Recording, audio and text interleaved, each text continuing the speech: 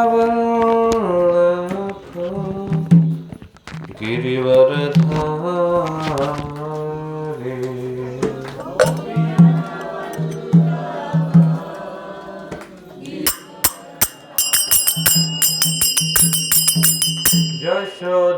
यशोदानन्दन व्रज जनरञ्जन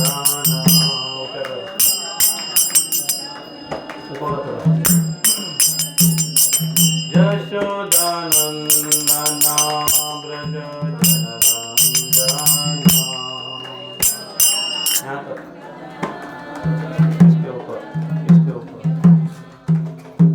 यमुना तीरावनचारी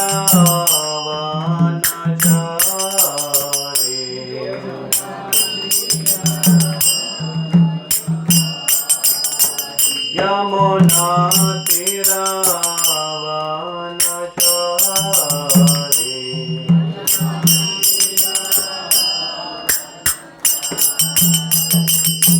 जय राधा माधव कुंज विहारी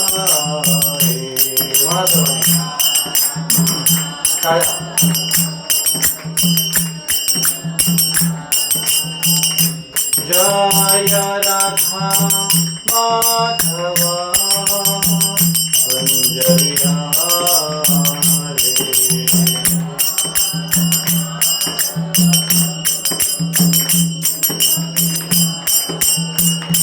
जय गोपी जनवल्लभ गिरिवरधारी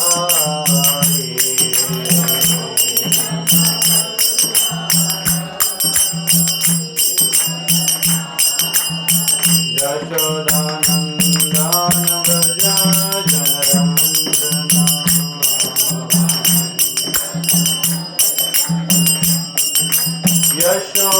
यशोदानन्दन व्रज जनरञ्जन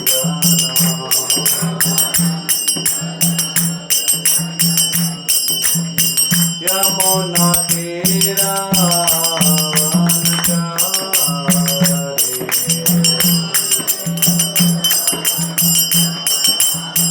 यमुना तीरावनचारी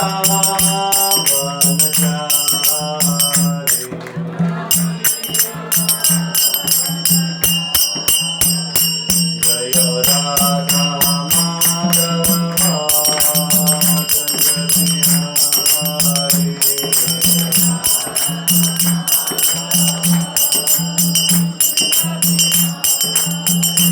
हरे Krishna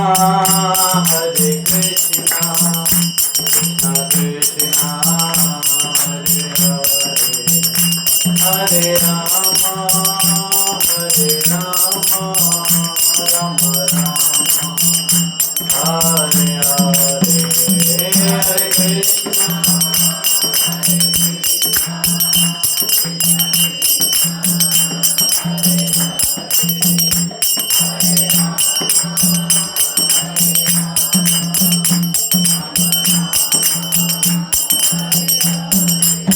Hare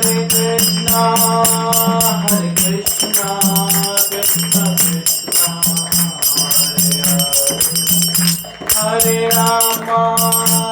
Hare Rama, Rama Rama, Hare Hare.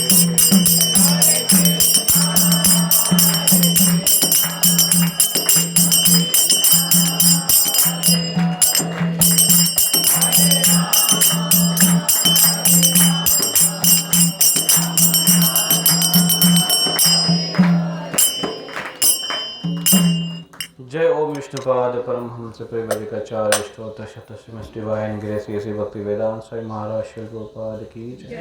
अनंत कोटि वैष्णव वृंद की जय। ग्रंथराज श्रीमद् भगवद गीता की जय। ताई गौर प्रेमानंदे हरि हरि।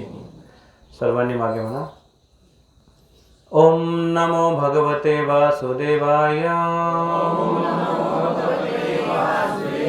ओम नमो भगवते भगवते वासुदेवाय।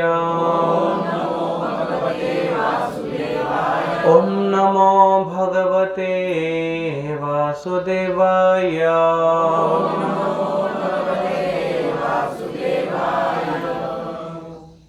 ओम अज्ञानतिमिरान्धस्य ज्ञानाञ्जनशलाकया चक्षुरुन्मीलितं येन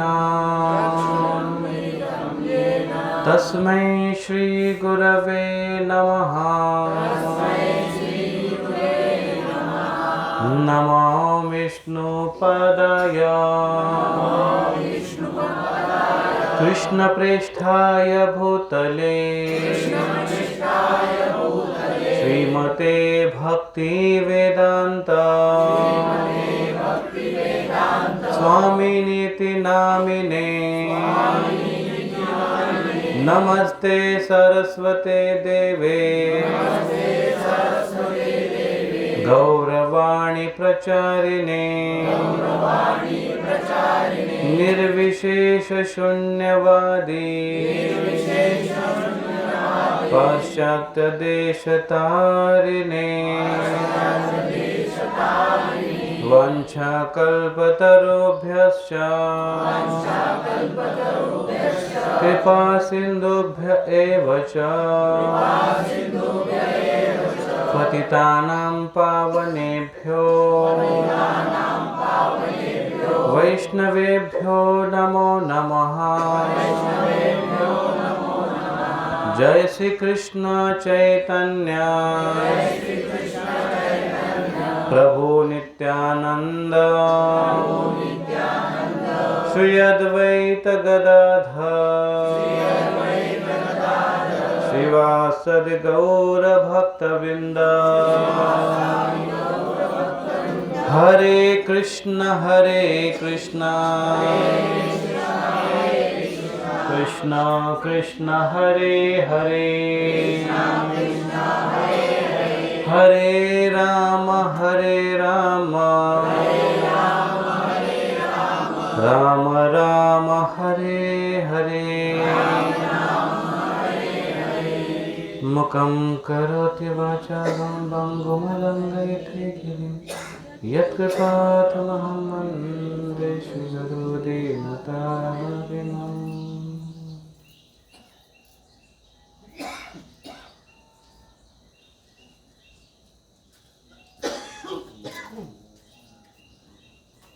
हरे कृष्ण।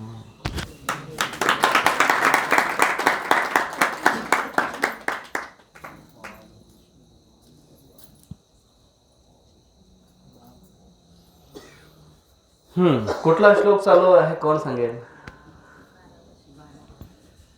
12वा 11 श्लोक झाले.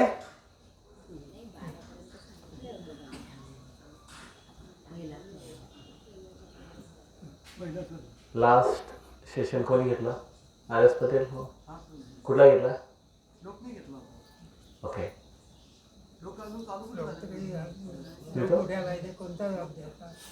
अरे मग 12 श्लोक झाले कोण सांगितलं मला? तुम्ही सुरुवात केली सुरुवात पहिले वाचले होते. अच्छा. सुरुवात केलेली होती. ओके, म्हणजे आपण जे श्लोक घेतले त्याच्यानंतर काही चर्चा झाली नाही श्लोकांवर ना? हो, मी तुमची परीक्षा घेण्यासाठी आज तयारी करून आणली होती. म्हटलं परीक्षा प्रश्नपत्रिका आणली होती मी. दाखव तुम्हाला ही बघा. आणि तुमच्यासाठी प्रश्न असा होता,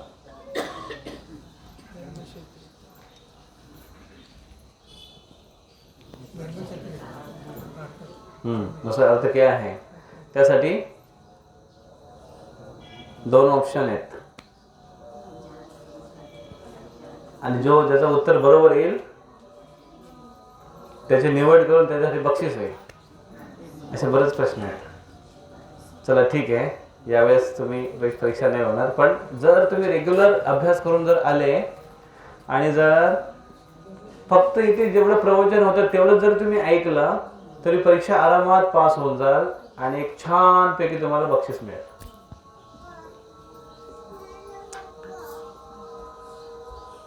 ओके, मग आपण मागच्या वेळेस पहिल्या श्लोकावर चर्चा केली होती.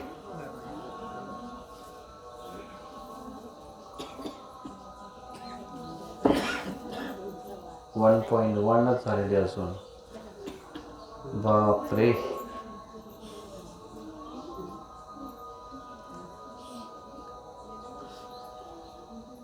काय तुमच्याकडे चालू आहे बाबा, किती आवाज येतोय.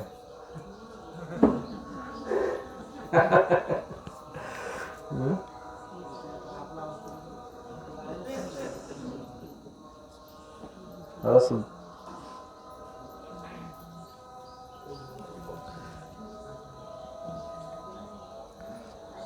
मग दुसरा श्लोक घ्यायचा आपण आज.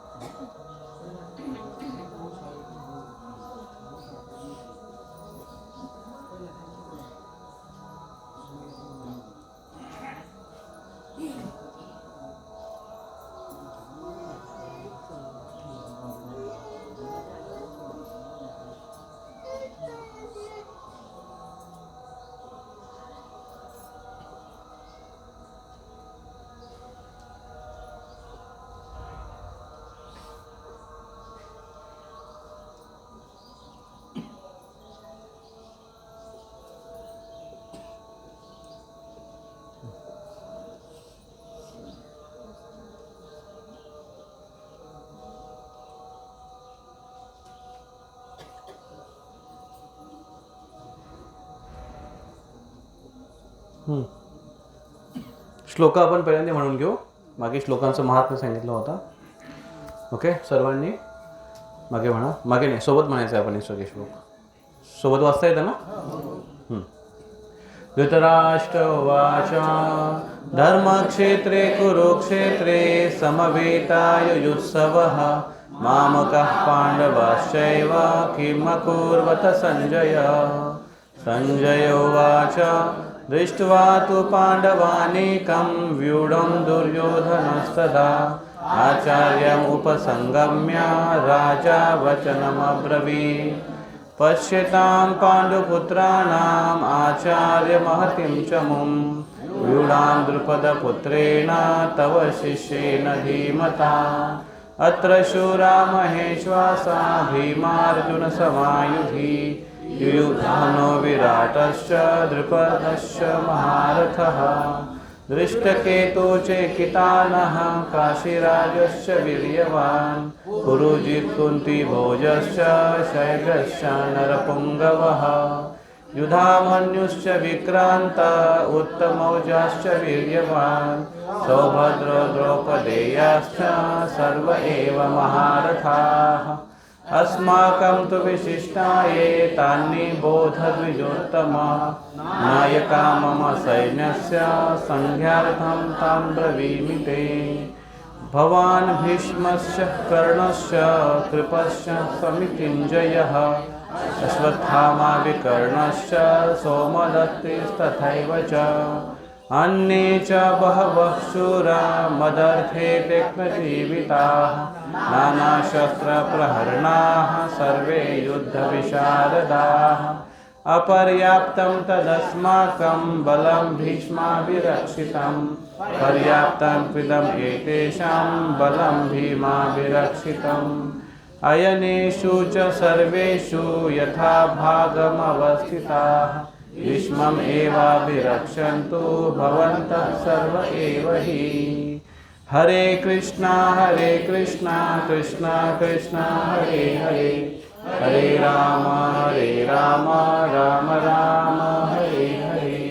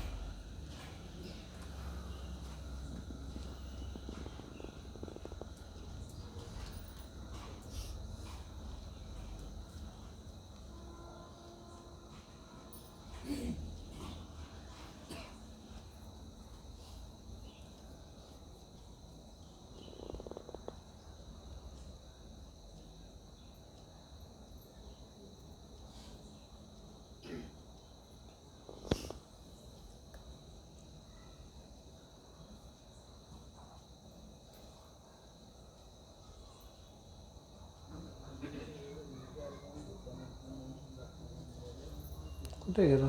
आत्ताच तो उघडला होता.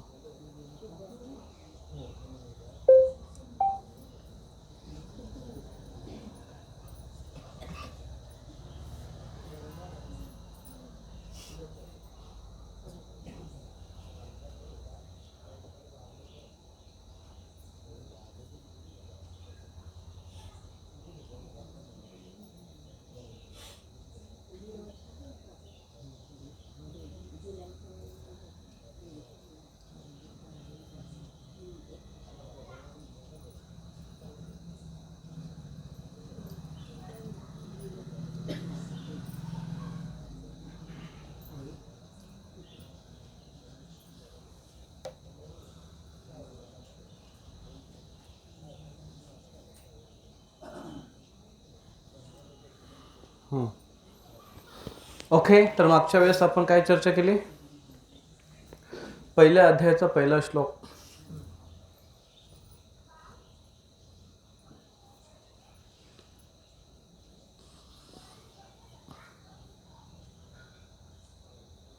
पहिल्या श्लोकामध्ये काय सांगितलंय? धृतराष्ट्र उवाच, याच्यावर आपण बरीच चर्चा केली होती. आणि धृतराष्ट्र एक आसक्तीचा एक द्योतक आहे, रिप्रेझेंट करतोय आसक्ती. याविषयी आपण चर्चा केली होती.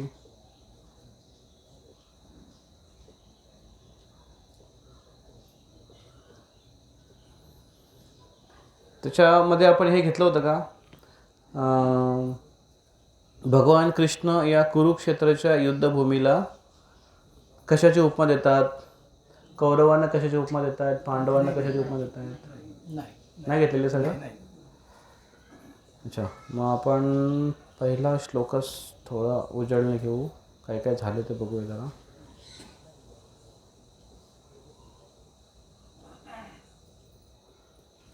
आपण ही चर्चा केली होती.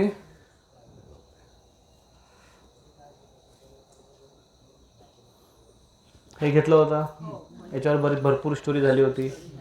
आणि तुमच्या लक्षात पण असेल की कुरु राजाच्या पुढच्या वंशावलीमध्ये शंतनू राजा येतात आणि हे सगळे आपण याच्यावर चर्चा केली होती. ओके, हे सगळं झालं होतं. त्याच्यानंतर गंगा आणि हे झालेले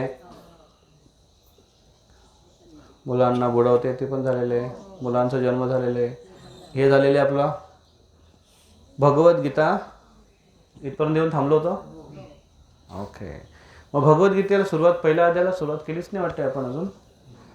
ठीक आहे. तर भगवद्गीतेमध्ये टोटल 700 श्लोक आहेत, हे माहिती आहे आपल्याला सर्वांना, आहे ना? आणि 25 अध्याय आहेत, ते पण माहिती आहे आपल्याला सर्वांना. अच्छा, 18 अध्याय का? हां, नाही तुम्ही लक्षपूर्वक ऐकताय. 18 अध्याय भगवद्गीतेमध्ये आहे, हे सगळ्यांना माहिती आहे.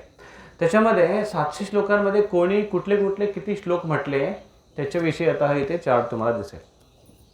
की धृतराष्ट्राचा एक श्लोक आहे पहिला, धृतराष्ट्र उवाच म्हणून. आणि त्याच्यानंतर संजयचे 41 श्लोक आहेत, संजय त्यांना सांगतायत काय काय झालं वगैरे.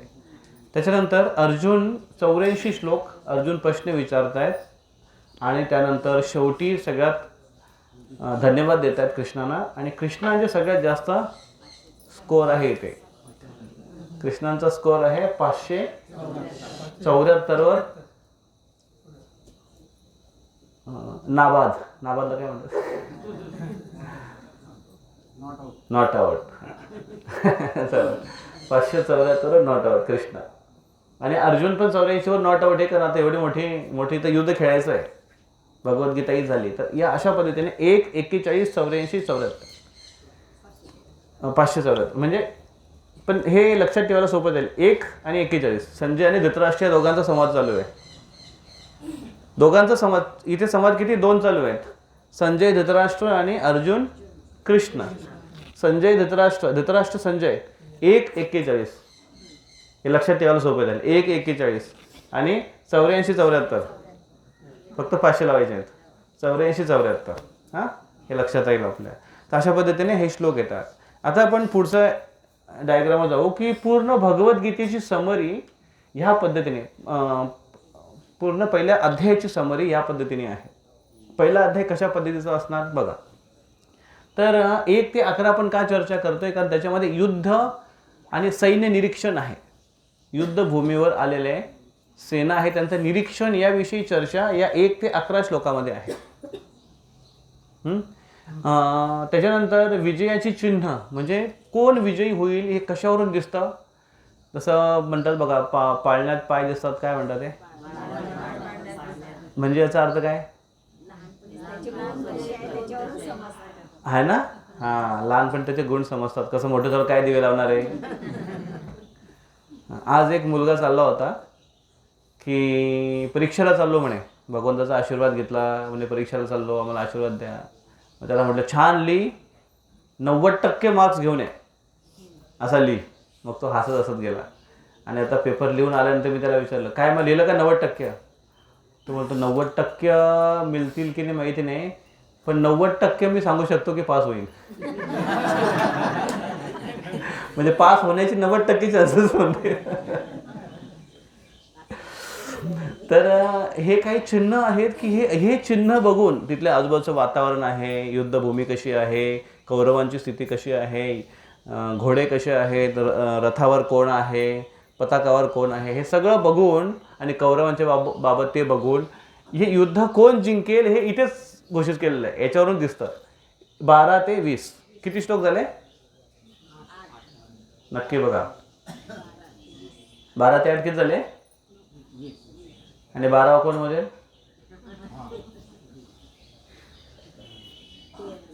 9 झाले ना. कारण इकडे 11च आहेत, 1 ते 11. तर त्याच्यानंतर कृष्ण भक्त वत्सल कसे आहेत, भक्तांची आज्ञा पालन कसे करतात ते युद्धभूमीवर असताना पण, तर ते 21 ते 27 श्लोकामध्ये आहे.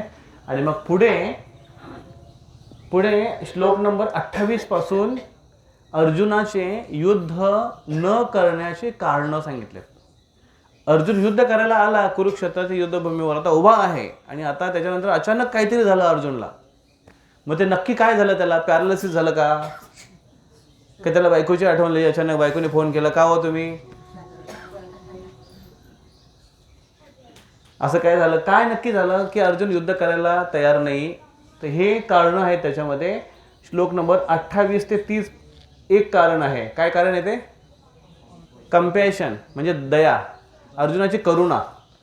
दुसरा 31 ते 35 हा इथे एक कारण आहे. कुठला, एन्जॉयमेंट, लॉस ऑफ एन्जॉयमेंट, म्हणजे एवढं युद्ध केल्यानंतर मला काय मिळणार आहे याच्यातून, आम्ही सगळे आमचे मारले गेल्यानंतर मी कोणासोबत आनंद वाटू, ते दिलं आहे. त्याच्यानंतर 36 ते 38 रिॲक्शन्स, फिअर ऑफ सिनफुल, पाप कर्माची फळं मिळतील त्याच्याविषयी घाबरतो तो. त्याच्यानंतर 39 ते 43 मध्ये कुळ परंपरा कशी काय नष्ट होईल ते दिलेलं आहे. आणि पुढच्या अध्यायामध्ये जातं, दुसरा अध्याय 6व्या श्लोकमध्ये, की अर्जुन गोंधळून जातो. तर अर्जुनाचं युद्ध न करण्याचे कारण फक्त गोंधळणे नाही आहे, मोहित होणे नाही आहे, बाकी पण कारणं आहेत, फार इंटरेस्टिंग कारणं आहेत. तर त्याला इंग्रजीमध्ये काय लिहिलं, त्याचा एक शॉर्ट फॉर्म तयार केला लक्षात राहण्यासाठी. ते जे लाल अक्षरामध्ये बघा, ते पिंक अक्षरामध्ये बघा, ते CERTI, त्याला सर्टी या नावाने शॉर्ट फॉर्म म्हणून लक्षात येईल. सरकी असते की नाही, सरकी कशाची सरकी असते, कापसाची सरकी. तर तेवढे फक्त लक्षात ठेवायचे, सरकी का सरकी की सर्टी आहे. तर सरकीला नाव टाकून सर्टीच नाव ठेवून दे त्याला, सरकीला सर्टी. अर्जुनाचे युद्ध न करण्याचे कारण, तर जसं तुम्ही कापूस घेतला होता त्यांनी सर्टी काढताय बाहेर, तर अर्जुनाचे युद्ध न करण्याचे कारण, पहिला अर्जुनाची दया, श्लोक नंबर 38 ते 28 ते 30. मग काय नक्की अर्जुन कशी दया व्यक्त करतोय, झाले की नाही भगवद्गीता व्यावहारिक. मग युद्ध निरीक्षण आणि युद्ध विजयाची चिन्ह. आता आपण जे बघतोय ते 1.1 बघतोय, अर्जुनाचं युद्ध निरीक्षण अर्जुन करतोय. तर फक्त अर्जुन नाही, तिथे कोण कोण करते ते याच्यात दिलेलं आहे, कोण कोण युद्ध निरीक्षण करणार आहे ते इथे दिलेलं आहे. तर अशा पद्धतीने आता आपण पहिल्या सेक्शनला सुरू करू. आज पहिला श्लोकाचं तात्पर्य मोठं आहे आणि फार सुंदर श्लोक आहे. धृतराष्ट्राची मनस्थिती इथे सांगितलेली आहे. पहिला श्लोक सर्वांनी उच्चारण करा माझ्या मागे. धृतराष्ट्र उवाच धर्मक्षेत्रे कुरुक्षेत्रे समवेतायुत्सवः मामकः पाण्डवाश्चैव किम् अकुर्वत सञ्जय धृतराष्ट्र उवाच धर्मक्षेत्रे कुरुक्षेत्रे समवेतायुयुत्सवः मामकः पाण्डवाश्चैव किम् अकुर्वत सञ्जय धृतराष्ट्र उवाच धर्मक्षेत्रे कुरुक्षेत्रे समवेतायुयुत्सवः मामकः पाण्डवाश्चैव किम् अकुर्वत संजय. बस भाषांतर. मराठी आहे का हिंदी आहे इंग्लिश आहे? हां मराठी वाच जोरात मोठ्याने सगळ्यांना आवाज आला पाहिजे.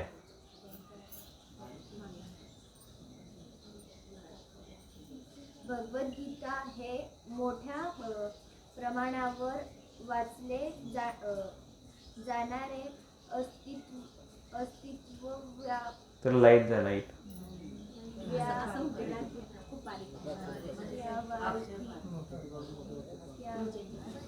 विज्ञान आहे आणि याचा सारांश गीता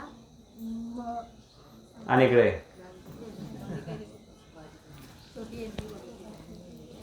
बस जागेवर बघ आम्ही म्हातारे कसे वाचतो आता. धृतराष्ट्र म्हणाला, हे संजया, कुरुक्षेत्र या पवित्र धर्मक्षेत्रावर एकत्रित आल्यानंतर युद्धाची इच्छा करणाऱ्या माझ्या आणि पांडूच्या पुत्रांनी काय केले. मग इथे अर्थ कसा स्पष्ट होतो. धृतराष्ट्र उवाच म्हणजे धृतराष्ट्र म्हणाला. धर्मक्षेत्रे कुरुक्षेत्रे, धर्मक्षेत्रे कुरुक्षेत्रे म्हणजे कुरुक्षेत्र नावाच्या धर्मक्षेत्रावर, कुरुक्षेत्र नावाच्या धर्मक्षेत्रावर. कुरुक्षेत्राला धर्मक्षेत्र म्हटलंय. धर्माचं स्थान आहे तिथे, तिथे धार्मिक कार्य होतात. काय काय होतात ते आपण चर्चा करू आता.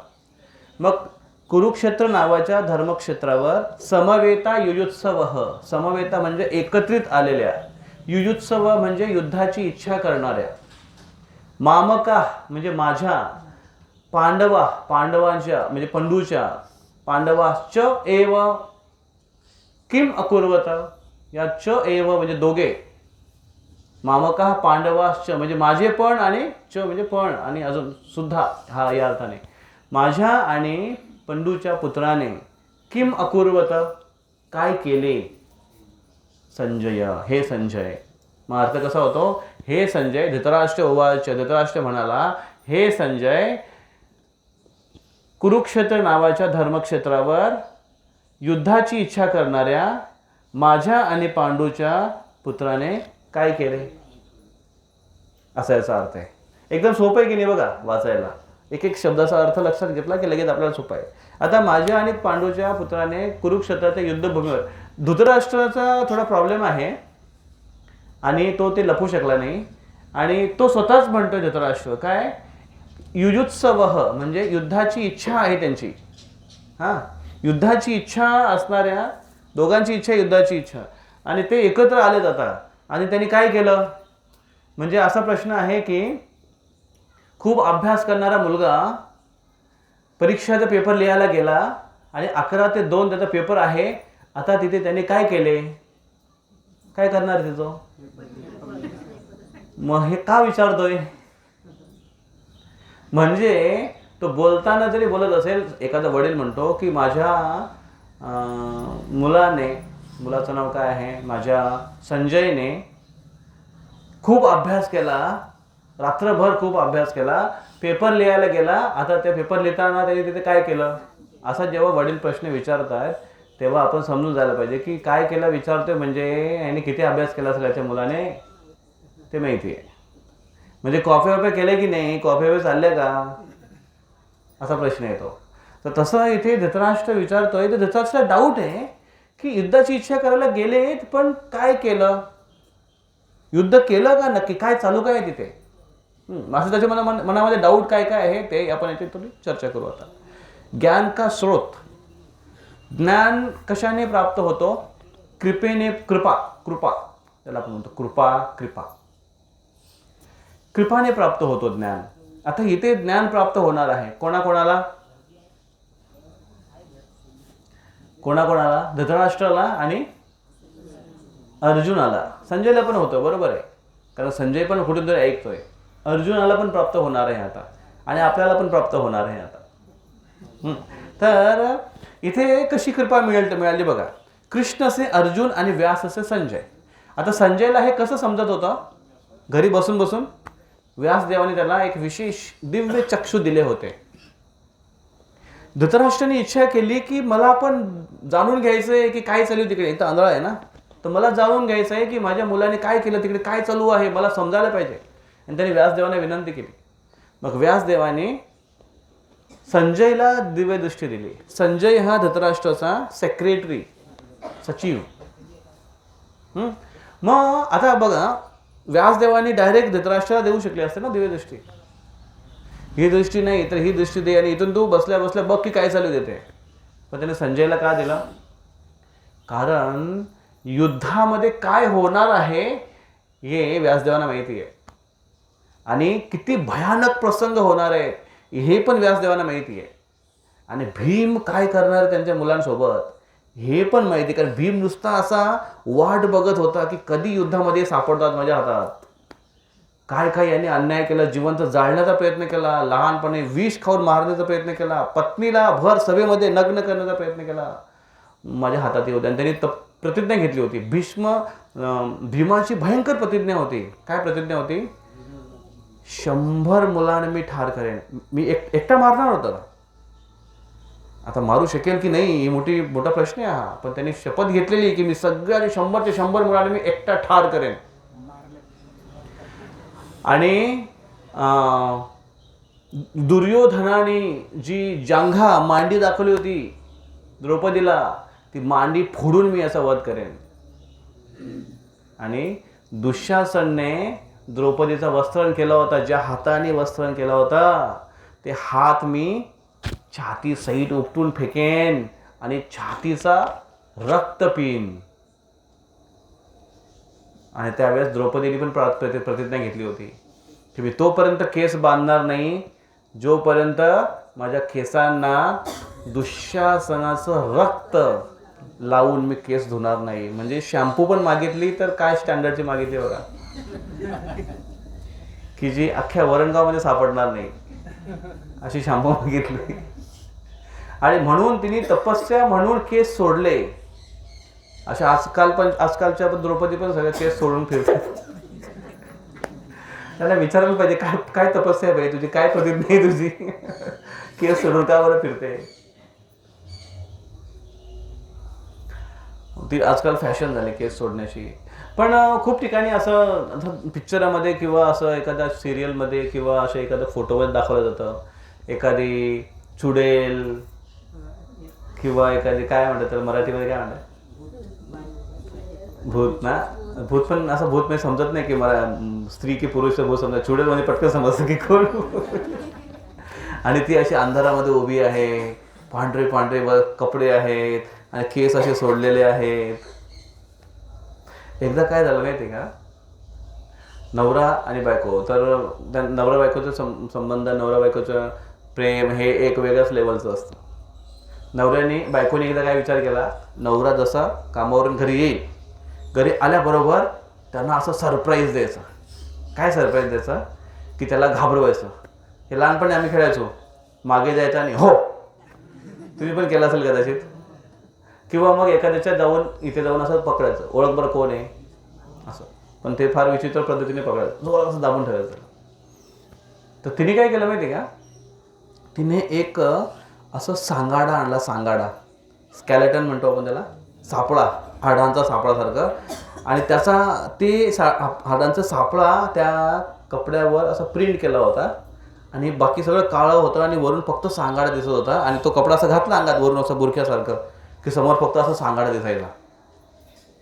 आणि नवरा आला की दरवाजा उघडाच ठेवायचा, तर आतमध्ये आला की आतमध्ये आल्यावर त्याच्यासमोर असं एकदम उभं राहायचं. अशी तिची आयडिया होती. आणि वेळेनुसार बेल वाजली, नवरा आला आणि ती एकदम तयार अशी उभी होती. आणि जसा दरवाजा उघडला, नवऱ्याने तिच्याकडे बघितला आणि नवरा दुसऱ्या बाजूने आतमध्ये निघून गेला. ते म्हणते अरे घाबरलाच नाही मला अजिबात. तिला एकदम हे वाटलं की यांनी बघितलं की नाही बघितलं. मग तो आतमध्ये गेला, नवरा आतमध्ये गेला, आपलं कपडे ठेवले, बॅग ठेवली, चप्पल ठेवली. मग ती परत त्याच्या समोर दुसऱ्या रूममध्ये आली. त्याला माहिती आहे आता गेल्यानंतर डायरेक्ट किचनमध्ये येईल आणि फ्रीजमधून बॉटल काढून थंड पाणी पिणार. तर ती परत ती किचनच्या दरवाजासमोर परत त्याच्या समोर आली. तर त्याने तिच्याकडे असं बघितला आणि साईडला होऊन आतमध्ये गेला आणि पाण्याची बॉटल काढली आणि पाण्याची बॉटल प्यायला घेताना बाहेर घेताना असं रिटर्न आला. तर बायको एवढी फ्रस्ट्रेट झाली की मी एवढी मेहनत केली आणि अजिबात घाबरला नाही. मग तिने ते रागानेच काढून टाकलं आणि तिने ते रागाने काढून टाकलं आणि तिने आपला मूळ रूपावरती होती काढून टाकलं आणि नवरा असा वळला आणि त्याने तिला बघितलं, म्हणजे रेग्युलरच्या ड्रेसवर बघितलं आणि तो जोरात बोलला. जेव्हा नवरा तिच्या मूळ रूपाला बघून केला तेव्हा बायकोचा राग की मी तुम्हाला ही भूतासारखे दिसते आणि जेव्हा भूताचं घातलं तेव्हा तुम्हाला काही नाही वाटलं. म्हणजे इथे असं दाखवलं की तू भूतापेक्षा पण भयंकर आहेस. तर का आपण चर्चा करत होतो?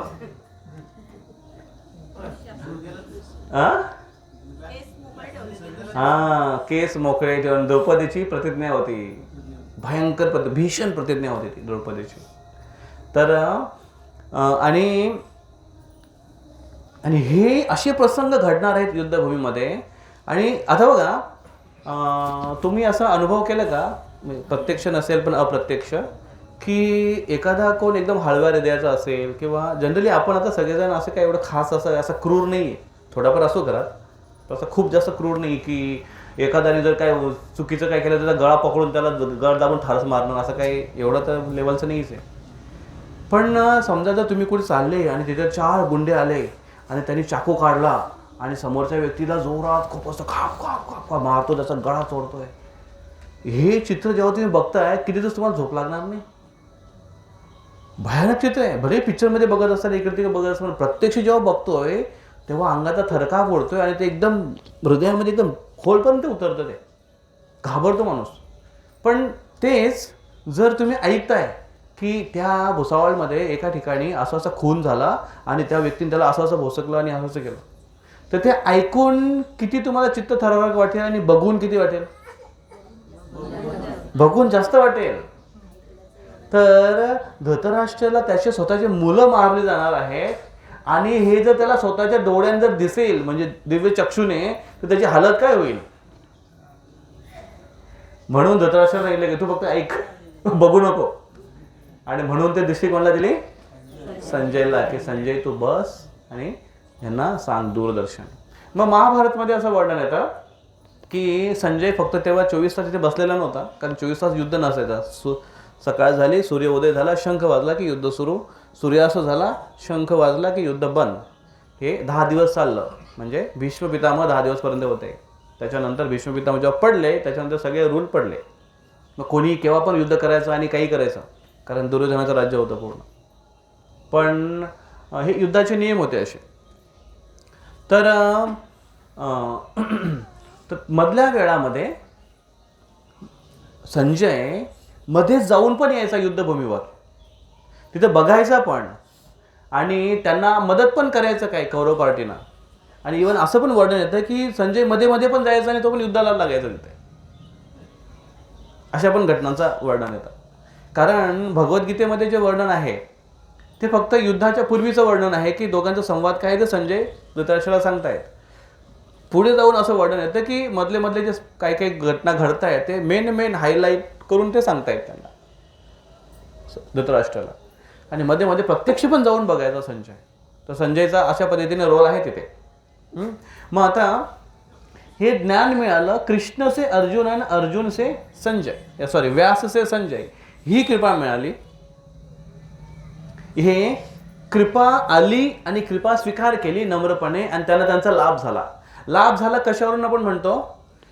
कारण भगवद्गीता ऐकल्यानंतर कृष्णांपासून अर्जुन आपला मूळ स्वभाव प्राप्त केला आणि अर्जुन युद्धास तयार झाला आणि कृष्णाला म्हणतो, कृष्ण मी सगळं काय मला समजलं, आता तुम्ही जसं म्हणाल तसं मी तुमच्या आज्ञेचं पालन करायला तयार आहे.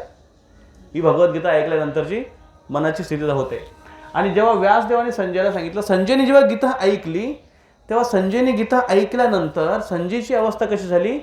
संजय शेवटच्या श्लोकामध्ये भगवद्गीता संपली, कृष्णाने बोलणं संपवलं, तेव्हा शेवटचे जे 2-3 श्लोक आहेत त्याच्यामध्ये संजय आपली मनस्थिती व्यक्त करतायत की कसं हे ज्ञान अतिशय पवित्र आहे आणि हे माझ्या हृदयाला सतत आनंद देत आहे.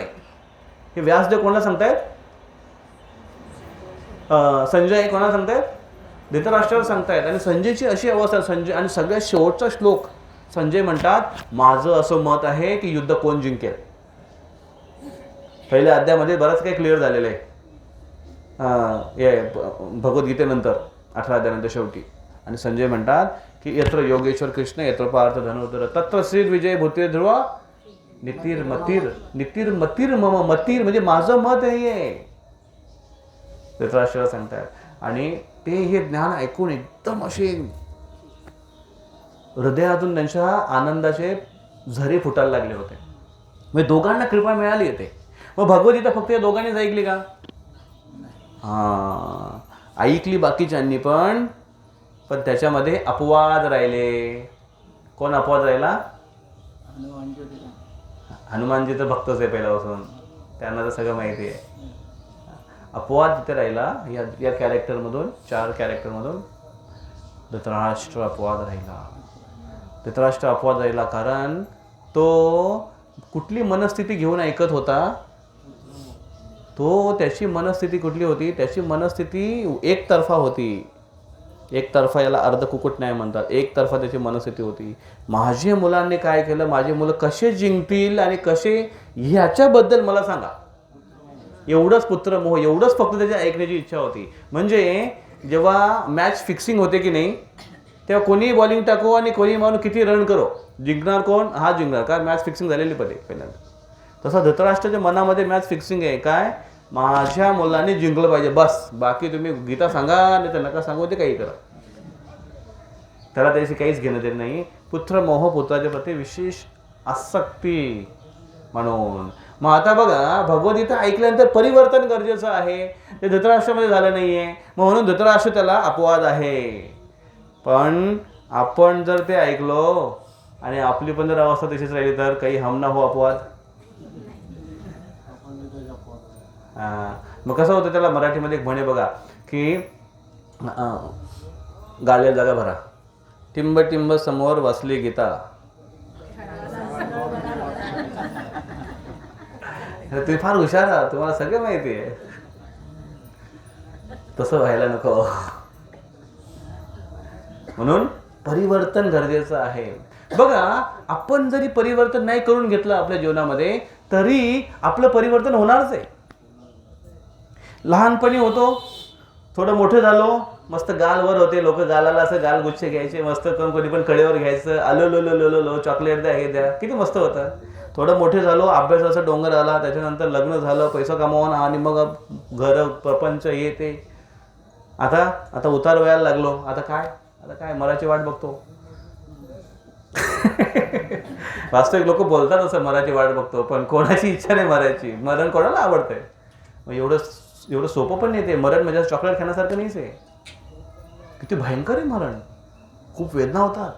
आज मी आता एका बद्दल भुसावळला एक माताजींचा फोन आला होता की प्रभूजी माझी ननंद वारली, तर त्याच्यासाठी कीर्तन करायला पाहिजे, तुम्ही कीर्तन करायला याल का? थोडं एक कथा आणि कीर्तन होईल. त्यांना म्हटलं की फारच बिझीच चालू आहे सध्या शेड्यूल, आणि उद्या, आज तर इकडे चाललो आहे, उद्या मंगळवार मंदिरातला प्रोग्राम आहे, बुधवारी मी अंमळनेरला चाललो आहे, आणि गुरुवारीपासून आमची यात्रा चालली आहे, तिरुपती, रामेश्वरम, श्रीरंगम, तिकडे 15 दिवस, तोपर्यंत वित्तर कार्य होऊन जातील. मग तिने म्हटले मला की त्यांचा जीव जाताना त्यांना एवढ्या वेदना झाल्या, खूप त्यांना त्रास होत होता, जीव लवकर जातच नव्हता. त्याच्यामुळे असं वाटते की कुठेतरी घुटमळते की काय. तर तिथे येऊन थोडंसं कीर्तन केलं, भक्त जरा आले, जरा हे झालं तर चांगलं होईल. मग त्यांना म्हटलं ठीक आहे, दुपारचा कार्यक्रम ठेवा, दुपारची वेळ आहे तेव्हा करून टाकू एक प्रोग्राम. एवढं सोपं नाही. प्राण जाणं, आसक्ती खूप आहे. आसक्ती, वो आसक्ती है जा नहीं सकती.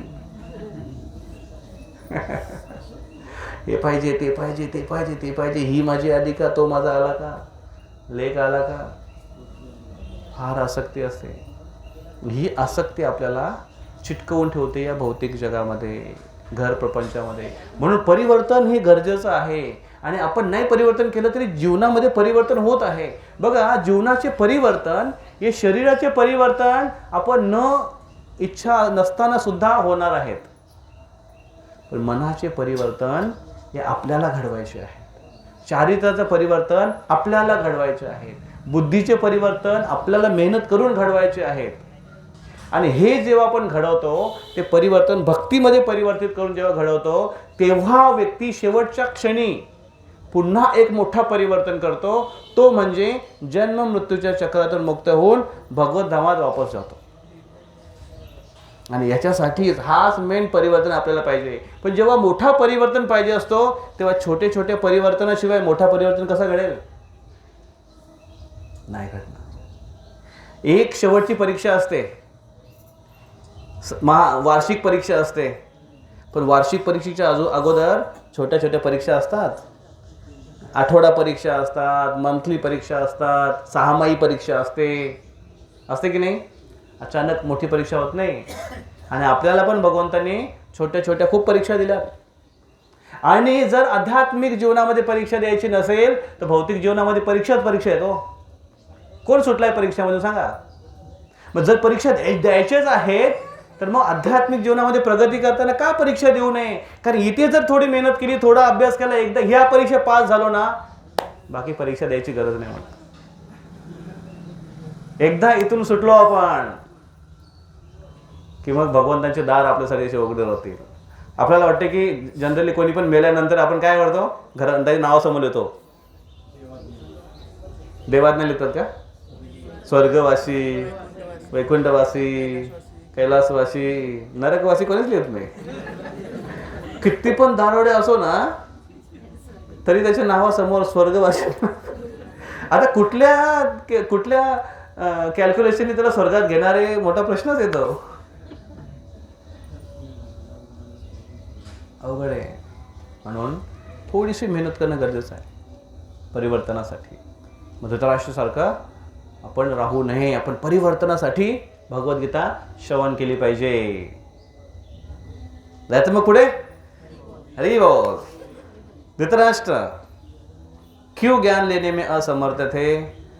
कारण तो फार आसक्त होता. धृत म्हणजे फार आसक्त होता. धृत एखाद्या गोष्टीसाठी फार धृत आहे तो. धृत म्हणजे एकदम दृढ निश्चय आहे तो. आसक्त आहे तो. कशासाठी? राष्ट्र. त्याच्या नावामध्येच म्हटलेलं बघा, राष्ट्र, राष्ट्र, पुत्र, राज्य. मागच्या वेळेस आपण चर्चा केली होती, तुम्हाला आठवत असेल की पंडू राजा हे युद्धाला गेले होते नवीन प्रदेश जिंकण्यासाठी. आणि तोपर्यंत त्यांनी सांगितलं होतं धृतराष्ट्राला की तुम्ही राज्य करा. ही चर्चा झालेली आपली.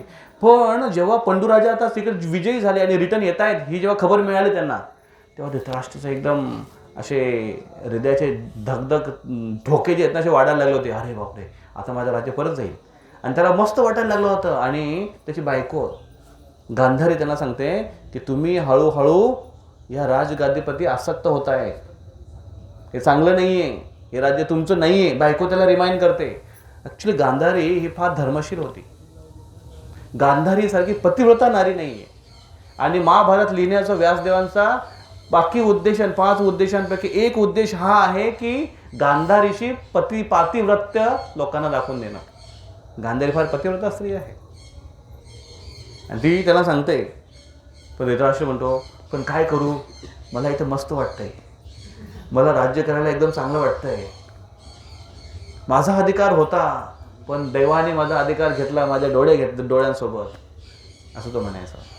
तर त्याची पहिल्यापासून ती आसक्ती होती की हे राज्य मला पाहिजे. आणि जेव्हा पांडू आला मग तेव्हा तो चुपचाप उभा राहिला, उठला आणि त्यांनी मग पांडूचं स्वागत केलं. मग राजा, मग ते सगळ्यांना दिसावं म्हणून पांडू आला, परत राज्यावर बसला.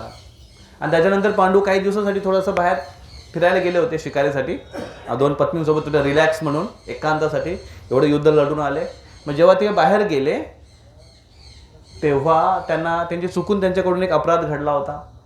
बाण लागला एका ऋषींना आणि त्यांना शाप मिळाला की त्यांना पुत्रप्राप्तीसाठी जेव्हा ते जातील तेव्हा त्यांचा पण मृत्यू असाच होईल. आणि म्हणून त्यांनी म्हटलं की जर पुत्रच नाही मला तर राज्यामध्ये राहून फायदा काय, मी आता वानप्रस्थी घेतोय, जंगलात जातो आणि तपस्या करतो. मग त्यांच्या पत्नी पण त्यांच्यासोबत गेल्या. तर अशा पद्धतीने जेव्हा ते गेले पांडू तेव्हा धृतराष्ट्राने बघितलं आता परत मला राज्य मिळालं. तर धृतराष्ट्राचे राज्य हे असं धडसोड मध्ये त्याची फार आसक्ती होती. आणि पुढे जाऊन त्याला वाटायचं की त्याला हे कन्फर्म होतं मग आता पांडू गेल्यानंतर की पांडूला आता मुलं नाही येत, आता मी राजे आणि माझे मुलं राजे, हे त्याला कन्फर्मेशन होतं. पण जेव्हा त्याला न्यूज मिळाली की पांडूला परत मुलं झाले आणि ते पण याच्या मुलाच्या अगोदर झाले, त्याच्यानंतर पुन्हा त्याला टेन्शन आलं. अरे बापरे, म्हणजे हे राज्य कसं बघा, मिळालं गेलं आणि त्याच्यानंतर मुलं झाले त्यांची. जेव्हा ते मुलं इकडे आले, मुलं आता लहान आहे तोपर्यंत परत राज्य मिळालं. आणि त्याच्यानंतर मुलं जेव्हा मोठे झाले तेव्हा मग त्यांच्या मुलांचे आपापसामध्ये भांडणं होते आणि त्याच्यानंतर त्यांना मारण्याचा प्रयत्न केला, नाही मेले. मग त्यांना जुगार खेळला, त्याच्यामध्ये त्यांना हरवलं. मग ते परत वनवासात गेले. मग परत 13 वर्षे परत राजा, परत मिळालं, परत गेलं आणि सगळ्या शेवटी ही स्थिती आली. ह्या सगळ्या परिस्थितीतून गेल्यानंतर त्याची जी आसक्ती वाढली शेवटपर्यंत की नाही मला मिळाला पाहिजे. म्हणून तो नावामध्येच या गोष्टी आहेत. धृतराष्ट्र तो राष्ट्रामध्ये फार आसक्त होता आणि पुत्रमोह त्याला खूप जास्त होता. आणि खास करून त्याचा आवडता पुत्र सगळ्यात कोण माहिती आहे? दुर्योधन त्याला खूप आवडत. त्याच्यामध्ये आवडण्यासारखं काय होतं काय माहिती? दुर्योधनाचं नाव काय होतं माहिती का? सुयोधन. पण त्याचे कार्यच असे होते, दुर्योधन म्हणजे दूर त्याचे कार्य होते. ॲक्च्युली युधिष्ठिर महाराज त्यांना सुयोधन म्हणायचे. पण दुर्योधन या शब्दाचा अर्थ पण वाईट नाही आहे. दुर्योधन याचा अर्थ असा आहे की ज्याच्याशी युद्ध करणं अतिशय कठीण, दुष्कर, त्याला म्हणतात दुर्योधन. म्हणजे हा लढवय्या आहे हा याचा अर्थ आहे. पण यांनी स्वतःचं कॅरेक्टर असं बनवून ठेवलं, दू म्हणजे वाईट अर्थाने, तो दुर्योधन झाला. वाईट कामासाठी लढणारा व्यक्ती होता तो. अशा पद्धतीने तशी आसक्ती होती आणि म्हणून तो हे समजू शकला नाही. तर धृतराष्ट्र उवाच याच्यावर चर्चा केली आपण. धृतराष्ट्र उवाच. आता पुढचा आपण शब्द बघूया. पहिले लाईन आहेत धर्मक्षेत्रे कुरुक्षेत्रे. तर कुरुक्षेत्र नावाच्या धर्मक्षेत्रावर, म्हणजे कुरुक्षेत्र हे त्याचं नाव आहे. कुरुक्षेत्र हे नाव का पडलं? कुरु राजांपासून. त्यांची वंशावली कुठून होती? कुरु राजे. फार मोठा राजा होऊन गेले ते. एक मोठा जर राजा आला ना तर त्याच्या नावावरून ते राष्ट्राचं नाव पडतं. असं भारत आपलं जे नाव पडलेलं आहे प्रांत, हे फार मोठे राजे होऊन गेले. 2 भारत होऊन गेले ॲक्च्युली. दुष्यंत पुत्र भारत होऊन गेले आणि भरत राजा पण होऊन गेले. म्हणून भारत नाव पडलं. आणि एक जयभरत नावाचे एक राजा होऊन गेले पूर्वी. तर त्याच्यामुळे ह्या प्रांताला नाव भारत पडलं, मोठ्या राजा. बाकीचे राजे आले नाही का, मग ते पण राजे आले, पण एक विशेष राजा होऊन गेला. जसं आपलं कॅलेंडर असतं बघा, कॅलेंडर, त्याच्यामध्ये शके असतो. शके तुम्ही मराठी कॅलेंडर बघितलं असेल, किंवा इंग्रजी महिन्यामध्ये आपलं आता तर जानेवारी फेब्रुवारी वगैरे ते आलं, जाफे माय मे. तर त्याच्यामध्ये काय लिहितात बघा तुम्ही, इंग्रजीमध्ये जर कधी बघितलं असाल की BC EC असं लिहितात. तर ते त्यांचं कॅल्क्युलेशन जे कुठेपासून, आता बघा 2026 चालू आहे ना. मग 2026च्या अगोदर काळ नव्हता का? होता ना. आपली जी संस्कृती तर 5000 वर्षापूर्वीपासून ते भगवद्गीता सांगते. मग त्याच्या अगोदर मध्ये मायनस नाही जाईल. मग BC म्हणजे काय? Before Christ. मग त्यांची जी कॅलेंडर आहे संस्कृती ती कुठून आलेली आहे? जीसस क्राइस्ट पासून. त्यांच्यानंतर म्हणजे मोठा एक राजा कोणतरी होऊन गेला, मोठा एक संत कोणतरी होऊन गेला, त्याच्या नावाने पुढे ते चालू होतं. तर तसं कुरु राजा, मग त्याच्या अगोदर पण होते, पण हे विशेष तसं कुरु राजा आहे, फार मोठे राजा होते. त्याच्यापासून एक नाव पडले प्रांताला, कुरुक्षेत्र. कुरु राजाचं क्षेत्र आहे. पण याला धर्मक्षेत्र का म्हणतात हे खूप जास्त महत्वाचं आहे. तो एक कुरु राजा. जबाल उपनिषदमध्ये म्हटलेले आहे, यद अनुकुरुक्षेत्रम देवानाम देवयजनम सर्वे शांभूयताम ब्रह्म सदनम. ह्या क्षेत्रावर विविध देवता तिथे येऊन त्याने यज्ञ केलेले आहेत, धार्मिक अनुष्ठान केलेले आहेत, भगवान विष्णूंना संतुष्ट प्रित्यर्थ मोठे मोठे यज्ञ हवन केलेले आहेत. म्हणून या क्षेत्राला धर्मक्षेत्र म्हणतात. का? कारण धार्मिक कार्य घडलेले तिथे. त्याच्यानंतर कुरुक्षेत्र या नावावर कुरु राजा हे प्रत्यक्ष जेव्हा आले होते, मग कुरु राजाने काय केलं? कुरु राजा एक अशी जागा शोधत होते, एक प्रांत शोधत होते जिथे धर्माची शेती केली जाईल, असे स्थान ते शोधत होते. आणि जेव्हा ते शोधता शोधता शोधता या प्रांतावर आले, धर्मक्षेत्रावर आले, तिथे त्याने ॲक्च्युली त्या धर्माची शेती म्हणजे काय, त्यांना एक महायज्ञ करायचं होतं. आणि मग या क्षेत्रावर आलं आणि त्यांना जाणवलं की हे क्षेत्र आहे, इथे धार्मिक क्रियाकलाप केले जाऊ शकतील. आणि ह्या ठिकाणी त्यांना भगवंतांनी पण आश्वासन दिलं. भगवान कृष्ण जे कलियुगात द्वापार युगात प्रकट होण्याच्या पूर्वी त्यांना आश्वासन दिलं भगवंताने तिथे येऊन की हे क्षेत्र धर्मक्षेत्र आहे आणि या ठिकाणी तुम्ही धार्मिक अनुष्ठान तुम्ही करू शकता. आणि कुरु राजाने ते केलं आणि म्हणून हे क्षेत्र धर्मक्षेत्र नावाने ओळखलं जाऊ लागलं. पुढे धर्मक्षेत्राला धर्मक्षेत्र का अजून म्हणतात? कारण इथे आता जे युद्ध होणार आहे हे धर्मयुद्ध होणार आहे. धर्मयुद्ध होणार आहे. हे युद्ध धर्मयुद्ध काय आहे? ही भगवद्गीता याला धर्मग्रंथ पण म्हणतो आपण. तर धर्मग्रंथाचा अर्थ काय? कारण ही धर्म शिकवते भगवद्गीता. ठीक आहे, कुठला धर्म शिकवते? हिंदू, मुस्लिम, ख्रिश्चन, ईसाई, पारसी हे धर्म शिकवते ना. हे खरा धर्म शिकवते. खरा धर्म कुठला आहे? खरा व्यक्तीचा धर्म काय? खरा गुणधर्म शिकवते. प्रत्येक व्यक्तीचा आपला एक खरा गुणधर्म आहे.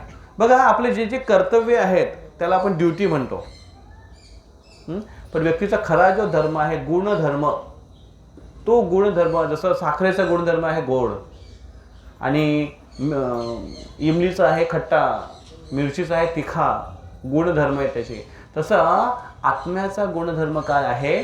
भगवंतांची भक्ती करणं. आणि आपण शरीर नाही, आत्मा आहोत. आणि आत्म्याचा मूळ गुणधर्म, या धर्माविषयी आपल्याला माहिती आहे गीतेमध्ये सांगितलं जाते की जी भगवंतांची आराधना, भक्ती ही कशा पद्धतीने केली पाहिजे ह्याचं सायन्स आपल्याला गीता शिकवत आहे. म्हणून भगवद्गीता धर्मग्रंथ.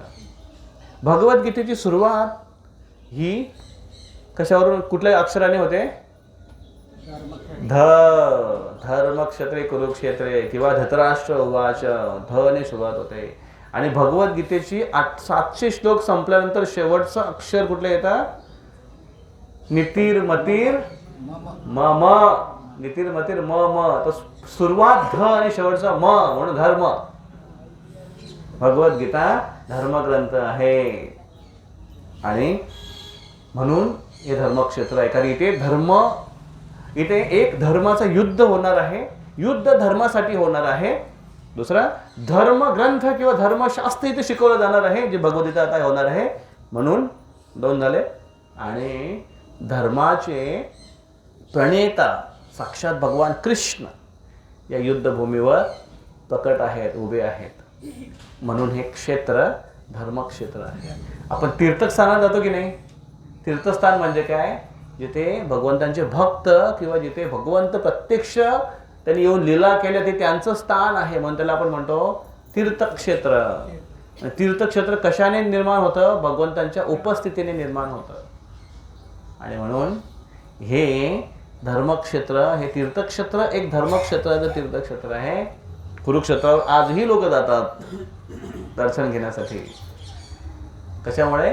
भगवान तिथे प्रकट आहेत म्हणून, कृष्ण प्रकट आहेत म्हणून. तर म्हणून हे धर्मक्षेत्र आहे. धर्मक्षेत्रे कुरुक्षेत्रे. चला पुढे जाऊया. धर्म वर्सेस अधर्म. आता तात्पर्यामध्ये प्रभुपादजी खूप सुंदर आता एक परिभाषा करतात. धर्म वर्सेस अधर्म. धर्म काय आणि अधर्म काय? मग त्याच्यामध्ये ही एक ॲनॉलॉजी दिलेली आहे. अच्छे पौधे पांडव, अवांछित घास कौरव, खेती कुरुक्षेत्र आणि किसान कृष्ण. भगवान कृष्ण या धर्मक्षेत्रावर आता धर्माची शेती करणार आहे.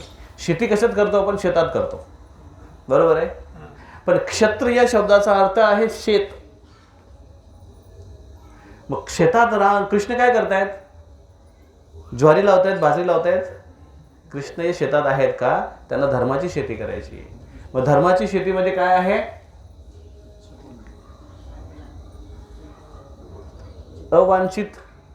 अवांछित म्हणजे जे बिना कामाचे घास असतो, घासपूस असतो, काय म्हणता तुम्ही त्याला? हा गवत, पण त्याला काय म्हणतात का? तण काढतात. तणच म्हणतात ना? थोडं शिकलो नाही इकडे राहून. तण काढतात ते. मग तण जर नाही काढलं तर काय होईल? ते चांगलं पीक आहे ना, त्याला पण ते झाकून टाकेल आणि तेच मोठं होऊन जाईल. आणि आपण देणार सगळे काय खत आहे ते खाऊन टाकेल. तसं हे मिळालेलं सगळं उत्पन्न आहे, हे कौरव कंपनी हे सगळे खाऊन मोकळे होते. तुम्हाला सांगू मी एक घटना सांगतो महाभारताची, की पांडव वनवासात गेले. किती वर्ष?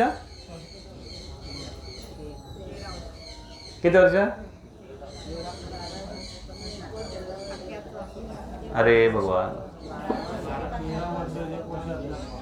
12 आणि 1 वर्ष अज्ञातवास. 12 वर्ष वनवास आणि 1 वर्ष अज्ञात, म्हणजे टोटल 13 वर्ष. मग रामचंद्र किती वर्ष होते? तेवढं तर फिक्स आहे की नाही? मग 12 + 1, मग 12 वर्ष वनवासानंतर 1 अज्ञातवासामध्ये जर पकडलं गेलं तर मग पुढे परत 12 वर्ष, परत 1 अज्ञातवास. एवढं तर आपल्याला माहिती. जेव्हा पांडव 12 वर्षच का? 12 वर्षाचं एक तप आहे. 12 केळ्यांचं एक डझन आहे. फणी म्हणजे त्याला डझन म्हणतो आपण. तसं 12 वर्षाची तपस्या, त्याला एक तप म्हणतात. आणि पूर्वीच्या काळी 12 वर्ष जर एखादा व्यक्ती त्या प्रॉपर्टीपासून दूर गेला, ॲक्च्युली द्वापार युगामध्ये, त्रेता युगामध्ये 14 वर्षाचा तो कॅल्क्युलेशन होता, की 14 वर्ष जर एखादा व्यक्ती त्या प्रॉपर्टीपासून दूर गेला तर लोक जवळजवळ त्याला विसरतातच. म्हणजे तो राजा असेल किंवा प्रभावशाली नेता असेल, लोक जवळ त्याला विसरतात, कारण 14 वर्ष म्हणजे फार मोठी वस्तू होते.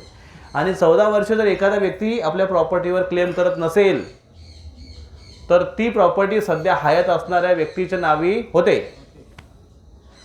त्याच्यामुळे आजकाल कब्जेदार लोक जागा बळकवतात बघा. पण कलियुगातला कॅल्क्युलेशन एवढा नाही, तो कमी आहे अजून. आणि द्वापार युगामध्ये मग तो अज्ञातवासाचा एक 13 वर्ष होता. 12 वर्षाचा एक तप आणि 13 वर्षाचा. मग हे पांडव जेव्हा वनवासात गेले तेव्हा दुर्योधनाला 12 वर्ष मिळाले प्रजेला इम्प्रेस करण्यासाठी, की प्रजेला मी असं काहीतरी सुखात ठेवेन, असं काहीतरी आनंदात ठेवेन की प्रजा पांडव आले जरी तरी ते डिमांड करतील की आम्हाला दुर्योधनच राजा पाहिजे. आणि जर प्रजा म्हणाल तर पांडव काहीच करू शकत नाही. प्लॅनिंग चांगला होता, पण त्याची कुबुद्धी आणि भोग विलासाची जी बुद्धी आहे तिने हे गोष्ट होऊ दिली नाहीये. त्यांनी काय केलं, सगळ्या प्रजेला खुश ठेवण्यासाठी आणि सगळ्या प्रजेला आपलंसं करण्यासाठी त्यानं सगळं कर माफ करून टाकले. त्याने सोसायटी माफ करून टाकली, लाईट बिल माफ करून टाकला. दिल्लीला केलं होतं ना, लाईट बिल माफ करून टाकला. आणि मग हा पैसा जाईल कुठून? सरकारी खजान्यातून. आणि युधिष्ठिर महाराजांनी जे धन एकत्र केलं होतं त्या काळी जेव्हा त्यांच्या हातात राज्य होतं त्याच्या अगोदर, की एवढा मोठा खजाना त्याने अक्षरशः पूर्ण सपाट केलं होतं, रिकामा केला होता पूर्ण. आणि पांडवांना जेव्हा राज्य मिळालं युद्धानंतर तेव्हा त्याने बघितलं, त्यांना यज्ञ करायचं होतं, अश्वमेध यज्ञ करायचं होतं, पण बघितलं होतं खजाना ठणठण गोपाळ. हे उद्योग केले होते, म्हणजे हे असे त्यांनी उडवाउडवी केली, असे पैशाची उडवाउडवी केली होती. कोणी जर आला समोर एखादा व्यक्ती की महाराज माझ्या घरात हा प्रॉब्लेम आहे, माझे हे तिकडे असं आहे तसं हे ते, मग राजा म्हणतो अच्छा बरोबर ठीक आहे, हे तुम्हाला पैसे घेऊन जा, त्याचा काही हिशोब नाही. आणि कोणी दिले? महाराज दुर्योधन दिले. लक्षात ठेवा, कोण दिले? महाराज दुर्योधन दिले. हे लक्षात ठेवा, महाराज दुर्योधन. पण जे खरोखर बुद्धिमान लोक होते ते हे विचार करत होते की लोकांना अशा पद्धतीने आळसपणाची सवय लागेल. लोक काम करत नाही. तर मागच्या वेळेस असं घडलं होतं ना, सरकार खूप वर्षापूर्वीची गोष्ट आहे की दुष्काळ पडला होता आणि लोकांना खाण्यापिण्यासाठी काय नव्हतं, पण त्यांना फुकट कसं काय देणार. मग त्यांना अशी योजना काढली होती, गावोगावी अशी योजना काढली होती की काहीतरी खड्डे खोदा आणि एक टीम अगोदर खोदत जाईल आणि दुसरी टीम येईल ते बुजत जाईल. मग काय करणार, काय नाही, पण काहीतरी कामाला लावा त्यांना, फुकट देऊ नका. असं काहीतरी होतं का? हां,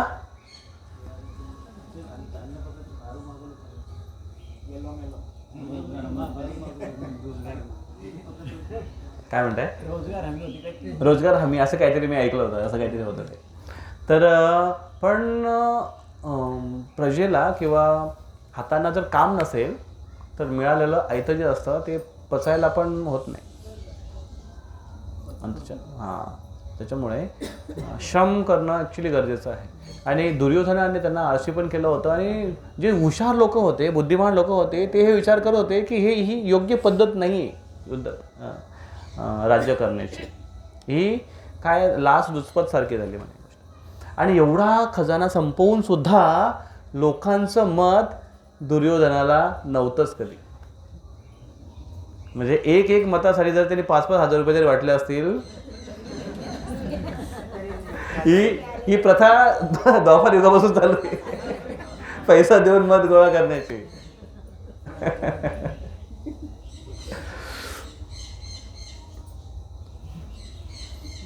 इथे कोण हे नाही ना,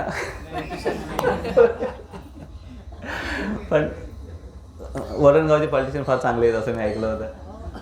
नाही, ओके.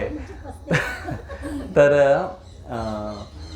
दुर्योधन अशा पद्धतीने तो करत होता. आणि म्हणून भगवान कृष्णाने काय म्हटलं, भगवान कृष्णांना धर्माची शेती करायची आहे. शेतकरी कोण आहे? किसान कृष्ण आहेत. धर्म क्षेत्र कुठलं आहे? कुरुक्षेत्र आहे. अवांछित पौधे, अवांछित घास जे आहे ते कोण आहेत? गवत कोण आहेत? तण कौरव आहेत. यांना उपटून बाहेर फेकायचं आहे. जर यांना उपटलं नाही तर हे धर्माची शेती होऊ देणार नाही. तिथं चांगलं जो क्रॉप आहे किंवा जे काय म्हणतात त्याला पीक जे आहे, पांडवरूपी धर्माचं पीक आहे, ते मात्र येणार. ते पीक येण्यासाठी कृष्णाने हे केलं. हे अशा पद्धतीने हे पहिल्या 2 शब्दाचे अर्थ आहेत. पहिला शब्द कुठला? धर्मक्षेत्रे. पहिला तर आपण बघितला धृतराष्ट्र उवाच. धृतराष्ट्र शब्द का उपयोगात केला, धृतराष्ट्र शब्दाचा अर्थ आपण बघितला. त्याच्यानंतर धर्मक्षेत्रे कुरुक्षेत्रे याचा आपण अर्थ बघितला आणि थोडीशी आपण त्याच्यावर चर्चा केली. आता पुढचे शब्द येतात. समवेता युयुत्सवः मामकः पांडवाशैव किम अकुर्वत संजय. 9:15 वाजलेत. पुढच्या वेळेस करायचं कंप्लीट. 1 तास लागेल. चालेल? ओके. वा, अशी श्रोते पाहिजेत. नाही तर कधी कधी श्रोते बघून असं वाटतं की श्रोता आहे या स्वतः आहे. ओके. तर मग पुढचे आपण शब्द बघूया. धृतराष्ट्र उवाच. धृतराष्ट्राचं अंतर्मन याच्यामध्ये चर्चा केलेलं आहे की धृतराष्ट्र असा का प्रश्न करतोय, त्याच्या मनाची भावना काय आहे, हे इथे चर्चा केलेलं आहे. काय त्याचं अंतर्मन आहे? त्याचं अंतर्मन आहे की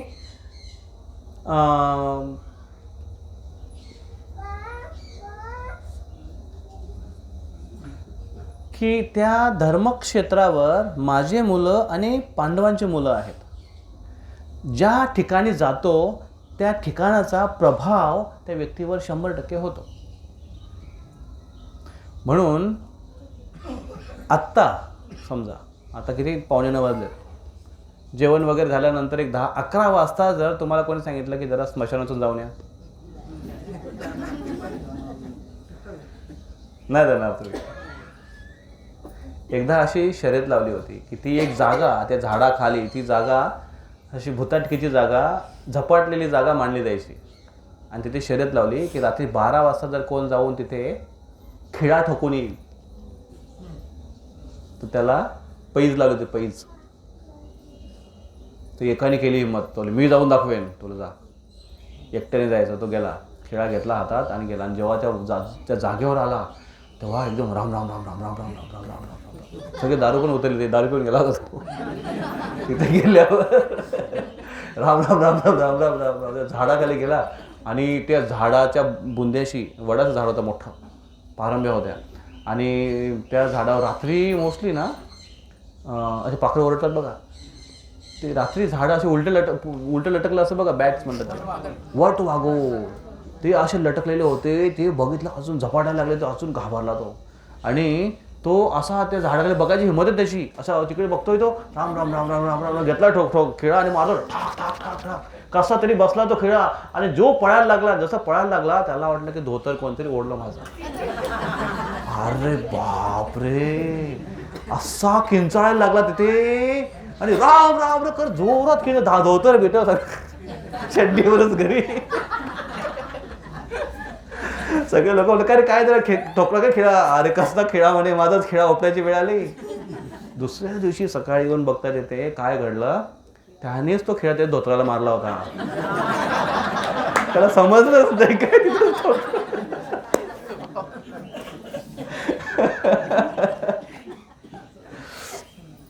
त्या जागेचा प्रभाव आहे, पण व्यक्तीच्या मनात भीती किती असते, बापरे, शक्य नाही ती आता. म्हणजे त्या जागेचा प्रभाव 100% होतो आपल्यावर. आणि म्हणून सत्संग आपण अशा वातावरण, धार्मिक वातावरण आहे. मंदिरामध्ये जेव्हा तुम्ही इथे येता, आरती करता, इथे बसता, इथे एक वातावरण तयार झालेलं असं इथे, हां इथे आता गीतेचा क्लास होणार आहे, आता आपण गीता एकदम निवांतपणे ऐकणार आहे, एक वातावरण तयार होतं. तेच जर आपण एखाद्या पिक्चरच्या टॉकीज जर तिथे जर गेलो आणि तिथे म्हणले काय भगवद्गीतेचा क्लास आहे आज,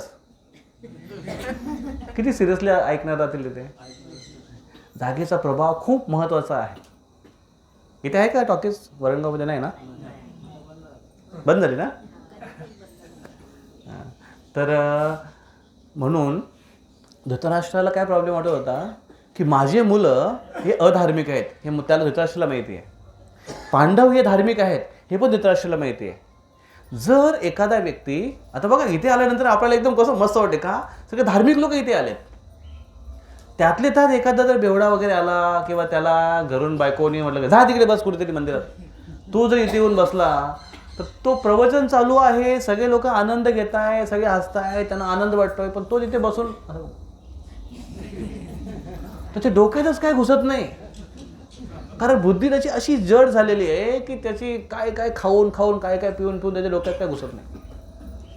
त्याचा या धार्मिक क्षेत्रावर काय प्रभाव होईल त्याची काही गॅरंटी नाही.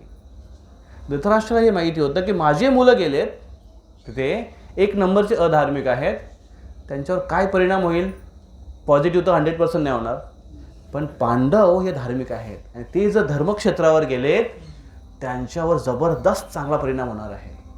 त्यांची ते पहिले ते शक्तिशाली आहेत आणि धार्मिक क्षेत्रावर गेल्यावर त्यांची शक्ती अधिक वाढणार आहे.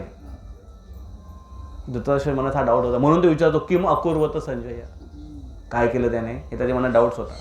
दुसरा त्याला असं वाटत होता की कदाचित पांडव जर अगोदरच धार्मिक आहेत आणि धार्मिक क्षेत्रावर जर गेले, त्यांच्या मनामध्ये अचानक धार्मिकता जर वाढली आणि त्यांच्या मनात जर अचानक वैराग्य आला आणि त्याने म्हटलं की काय युद्ध करावं, शेवटी देवाचं नामस्मरण ही सगळ्यात काही महत्त्वाचं आहे, चला हे सगळं सोडा आणि संन्यास घ्या, म्हणून तो विचारतोय. ही अशी आशा आहे त्याला धृतराष्ट्राला, कारण पहिलाच असं ते नावच धृतराष्ट्र आहे की असं काय घडलं का सांग बरं जरा, काकी मकूर होतं संजय,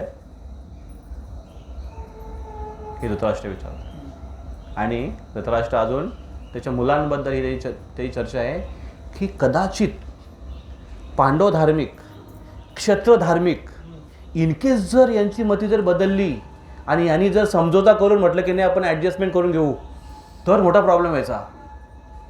म्हणून तसं नको व्हायला, तडजोड नको व्हायला, माझ्या मुलांनी तडजोड नको करायला, का माझ्या मुलांनाच राज्य पाहिजे, म्हणून किम अकुर्वत संजय. असं धृतराष्ट्राचं अंतर्मन, हे आचार्यगण अशा पद्धतीने त्याचे अर्थ काढतायत आणि आपल्याला स्पष्ट करून सांगतायत. धृतराष्ट्राचं अंतर्मन अशा पद्धतीने मामका पांडवाश्चैव, ज्याच्यावर आपण चर्चा केली. दुसरं त्याच्यामध्ये काही काही स्टोऱ्या येतात की अर्जुनाचं शौर्य धृतराष्ट्राला माहिती होतं. त्याच्यामध्ये एक शब्द येतो बघा, युयुत्सवः, युद्धाची इच्छा करणारे. मग इथे अर्जुनाचा शौर्य धृतराष्ट्राला माहिती होता. कसं माहिती होता? कारण अर्जुनाने शिवजींना सुद्धा परास्त केलं होतं. ही स्टोरी तुम्हाला माहिती आहे. पाशुपत जेव्हा वनवासामध्ये होते आणि अर्जुन अजून वनवासामध्ये, अजून एक वनवासामध्ये अर्जुन गेले होते, अज्ञातवासामध्ये. म्हणजे हा अज्ञातवास सगळ्यांसाठी नव्हता, फक्त अर्जुनासाठी होता की फॅमिलीपासून दूर जायचा. एक त्यांची कंडिशन होती, ती एक लांब स्टोरी, ती नंतर चर्चा करू कधी. पण इथे अर्जुन गेला होता. मग त्या वेळेचा त्यांनी उपयोग कशासाठी केला? अस्त्र गोळा करण्यासाठी. मग तेव्हा ते शिवजीची आराधना करत होते, पाशुपत अस्त्र घेण्यासाठी.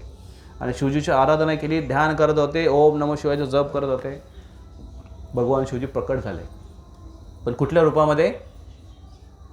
तिथे एक त्यांनी असं इल्युजन ज्याला म्हणू आपण, एक मायावी असं एक त्यांनी मोठा सुवर पाठवला. सुवर म्हणजे रानडुक्कर होतं ते. आणि ते अर्जुनाकडे मोठ्या वेगाने येतोय. आणि ते रानडुक्कर एकदा मारतं ना, फार भयंकर मारतं. त्याचं एक असं सूळ असतं बघा. आणि त्यांनी जर असं मारला तर तो माणूस जगणारच नाही. एवढा जोरात असतो. तर तो त्याच्या अर्जुनाकडे, अर्जुनी लगेच धनुष्यबाण उचलला आणि लगेच त्यांनी बाण मारलाच अर्जुनाने बाण. आणि त्या एका बाणामध्येच तो डुक्कर पडला खाली. प्रॉब्लेम असा घडला की जेव्हा अर्जुन ते बघायला गेला तेव्हा त्याला ते 2 बाण दिसले. आणि त्याने म्हटलं की मी एक बाण मारला, 2 बाण कसे काय आले? आणि इतक्या ठिकाणी एक शिकारी पळत आला. तो म्हणतो ही माझी शिकार आहे.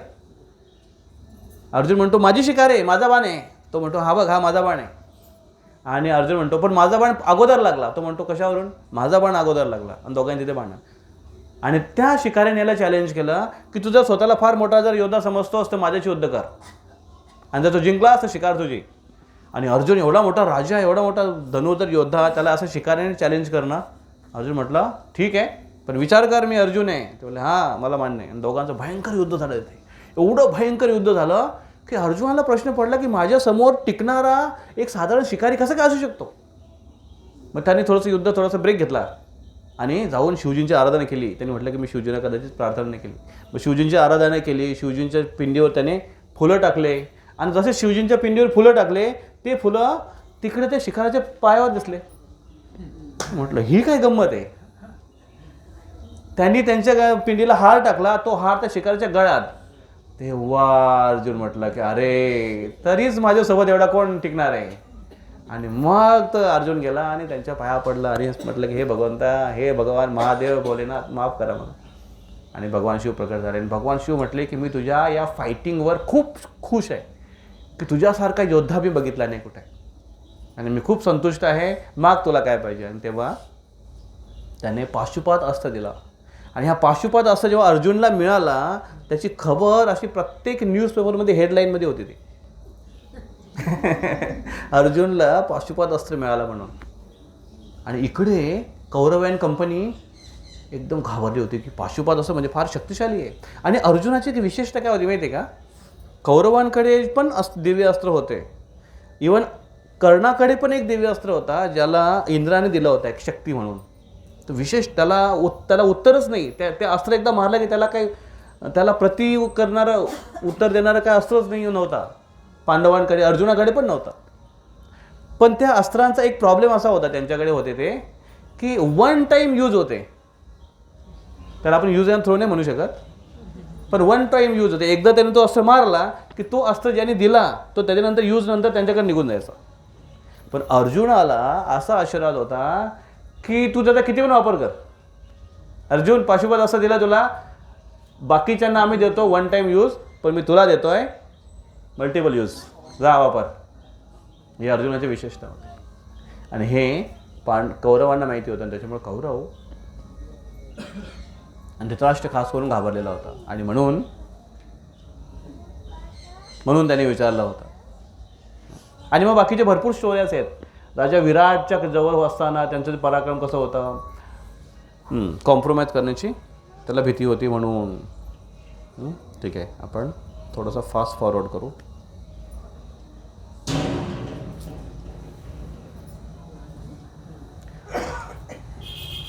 पहिली बेल वाजली,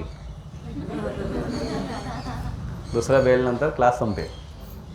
समवेता युयुत्सवः. इथे एक म्हण आहे इंग्रजीमध्ये, bird bird of the same feather flock together. म्हणजे समान पंख असलेले पक्षी एकत्र उडतात, अशी एक म्हण आहे. सारखेच पंख असणारे पक्षी एकत्र. तुम्ही बघितलं कधी असे बगळे एकत्र उडतात बघा, बगळे पोपट एकत्र उडतात बघा, त्याच्यावर म्हण येते same bird of the same feather flock together, एकत्र उडतात. इथे एकत्र आलेले, समान इच्छा असणारे लोक एकत्र आलेले आहेत, युद्धाची इच्छा असणारे एकत्र आलेले आहेत. आणि समान इच्छा असणारे, समान उद्देश असणारे लोक पण एकत्र येतात. जसं आता इथे सगळे भक्त एकत्र आलेत. कशासाठी? सत्संग करण्यासाठी, भगवद्गीता कथा करण्यासाठी. याला पण म्हणतात समवेता. पण इथे युयुत्सव नाही आहे, इथे समवेता सत्संग, सत्संगासाठी एकत्र आलेले आहेत. आणि ज्या भावनेने एकत्र येणार त्या पद्धतीने त्याचा परिणाम होणार. त्याला कधी कधी काही अपवाद मानले जातात. हिरण्यकशिपू, प्रल्हाद. बापासारखा मुलगा असू शक्यतो, आजकाल बाप से बेटा सवाई असतं, पण इथे बाप फार भयंकर होता आणि मुलगा एकदम साधू. त्याच्यानंतर एक राजा वेण आणि अंग राजा, त्याचा मुलगा वेण. हा वेण, भागवतामध्ये याची कथा येते की वेण हा अतिशय क्रूर मुलगा आणि त्याचे वडील अंग राजा हे खूप धार्मिक राजा होते. यांच्या ह्या सगळ्या स्टोऱ्या खूप सुंदर सुंदर आहेत. याच्याविषयी आपण केव्हा तरी एकदा चर्चा करू. पण ह्यावरून एक मेसेज आपल्याला घ्यायचा हा आहे की समान ध्येय ठेवणारे लोक एकत्र येतात आणि त्यांना त्यांचे उद्दिष्ट त्या पद्धतीने ते साध्य करतात. मग जेव्हा एखाद्या व्यक्तीला आपलं जीवनाचं सार्थक करायचं असतं, जीवन परिपूर्ण करायचं असतं, तेव्हा तशा लोकांनी एकत्र यावं. आणि आज असे लोक ज्यांचा ध्येय चांगला आहे, ज्यांची इच्छा, त्यांचा उद्दिष्ट चांगले आहेत, असे लोक आज विखुरलेत. म्हणून समाजामध्ये चुकीचं ध्येय असणारे लोक एकत्र येतात आणि चुकीच्या गोष्टी आज करायला ते पुढे धरवतात. आणि चुकीचे लोक एकत्र येऊन चुकीच्या गोष्टी जे करायला आज तयार आहेत, याचं एक कारण असं आहे की चांगले लोक एकत्र यायला आज त्यांच्याकडे वेळ नाही आहे. त्याचं एक कारण आहे. आणि म्हणून चांगल्या लोकांनी एकत्र आलं पाहिजे. आणि ते एकत्र येण्याचं सगळ्यात चांगलं स्थान म्हणजे सत्संग आहे. या चर्चा करायला इथे एकत्र आले पाहिजे. याच्यातून एक प्रेरणा घेऊन आपण बाहेर निघालो पाहिजे, तेव्हा समाज घडला जातो. हे शास्त्र, भगवद्गीता हे फक्त देवपूजा, टाळकुट्या, घंटी वाजवणं या लोकांचं किंवा ह्यासाठीच मर्यादित नाही आहे. एक समाज घडवण्याचं एक शास्त्र आहे, समाज घडवण्याचं एक कला आहे, एक टेक्निक आहे, एक शिकवण आहे, जी आपण याच्यातून घेऊन आपल्या जीवनामध्ये आणण्याचा प्रयत्न करतो आहे. आणि म्हणून भगवद्गीता अध्ययन केलं पाहिजे आणि त्यासाठी एकत्र आलं पाहिजे. खूप खूप धन्यवाद. हरे कृष्णा.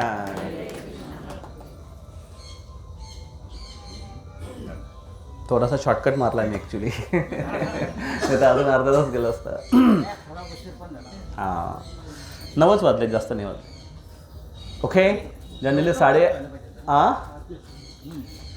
माझी इच्छा होती की 7ला, मी 7ला यांना मेसेज पाठवला होता की 7 वाजता सुरू जर झालं तर 7 ते 8:30 1.5 तास मस्तपैकी आपली कथा होईल. आणि 8:30 ते 9 15 मिनटं कीर्तन आणि त्यानंतर प्रसाद घेऊन तुम्ही 9, 9:15 इथून घरी जाऊ शकता. 10 वाजता जाऊन जपू शकता.